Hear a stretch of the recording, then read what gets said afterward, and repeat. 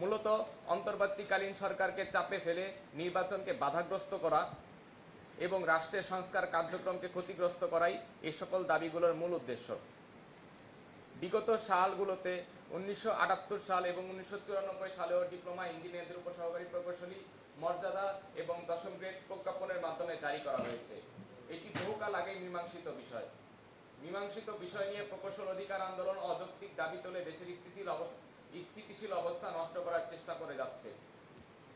এছাড়াও প্রত্যেকটা সেক্টরের পদোন্নতি একটি অধিকার। প্রত্যেকটা সরকারি কর্মকর্তা এবং কর্মচারী নিজ নিজ সেক্টরে পদোন্নতি লাভ করবে, এটাই নিয়ম।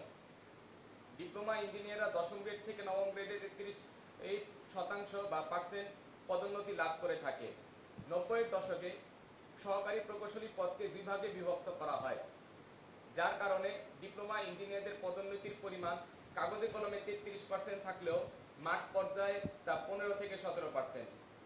যে কারণে ডিপ্লোমা ইঞ্জিনিয়াররা চাকরির জীবনের শেষ পর্যায়ে গিয়ে দেখা যায় দশম গ্রেড থেকে নবম গ্রেডে শুধুমাত্র একটি মাত্র পদোন্নতি দিয়েই পুরো চাকরি জীবন শেষ করে।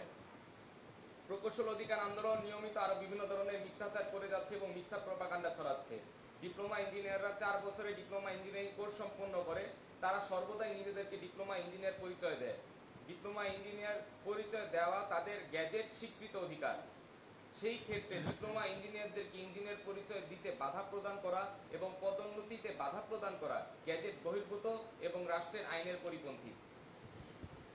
1985 সালে এরশাদ সরকারের আমলে যখন ডিগ্রি ইঞ্জিনিয়াররা 9 দফা দাবি বাস্তবায়নের চেষ্টা করে, সরকার পক্ষকে জিম্মি করে এবং 17 দিনের কর্মবিরতিতে যায়, তখন আমাদের ডিপ্লোমা ইঞ্জিনিয়াররা এই প্রকৌশল সেক্টরকে সচল রেখেছিল এবং ভবিষ্যতেও রেখে যাবে।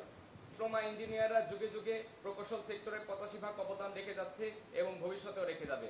উপসহকারী প্রকৌশলী পদে ডিপ্লোমা ইঞ্জিনিয়ারদের পদোন্নতিকে কোটা বলা মানে হলো সরকার অনুমোদিত কারিগরি শিক্ষা ব্যবস্থাকে অস্বীকার করা, জাতীয় উন্নয়নে মাঠ পর্যায়ে মেরুদণ্ডের অপমান করা।